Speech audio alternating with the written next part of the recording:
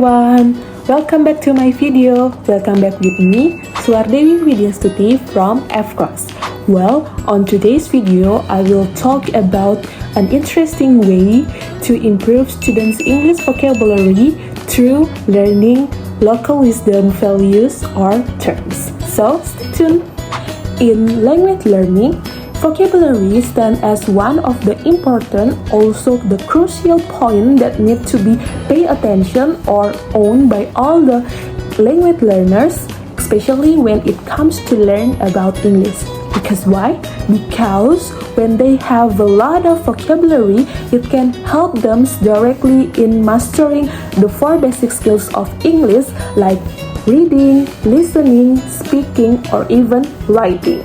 So, to acquire English vocabulary or to acquire a new vocabulary, it can be done in various ways. So, the students can be done through reading for some books, newspapers, or related information, or even they can gain new vocabulary through watching or even listening through the English-based audios or videos. As we are living in the cultural area, which we are surrounded with various cultural heritage that come from the traditional food, traditional tradition or ceremony, traditional belief values, so we can take advantage of it. So the teacher can help the students to broaden their vocabulary through learning some terms or words that can or contain in that local wisdom. Talking about vocabularies, it's not always a word, so vocabularies also can refer to some terms, phrases, idioms, or even proverbs that emerge especially in the context of local wisdom. So let's take some example. So the vocabulary that gathered from the Matata ceremony, or we know as Balinese tooth filling ceremony.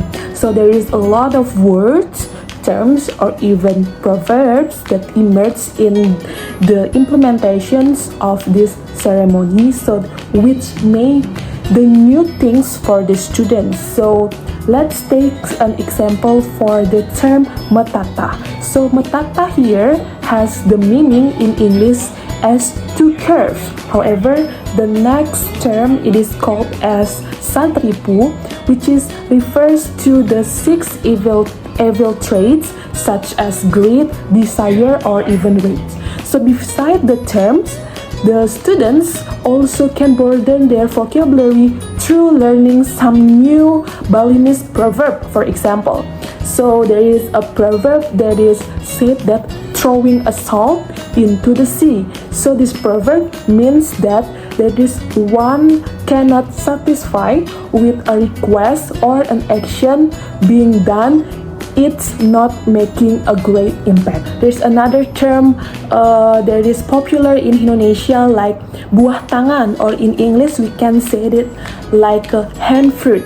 So hand fruit here has a meaning as the heartfelt custom of bringing home the souvenir from the traveling. Well, everyone, that's a lot of benefit, especially for the students, that they can get through learning the new vocabularies that comes from the terms or the values that contain in the local wisdom.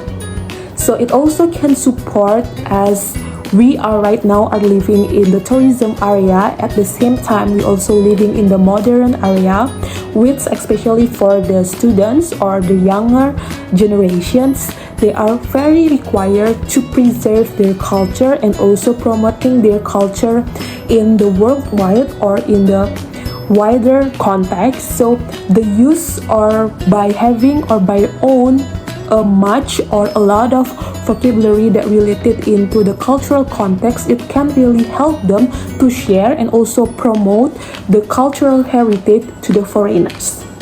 Well, everyone, this thing can be also considered that through this method, the English vocabulary teaching can be more culturally effective and also relevant in promoting local wisdom values to the students. Well, I think that's all about my video today.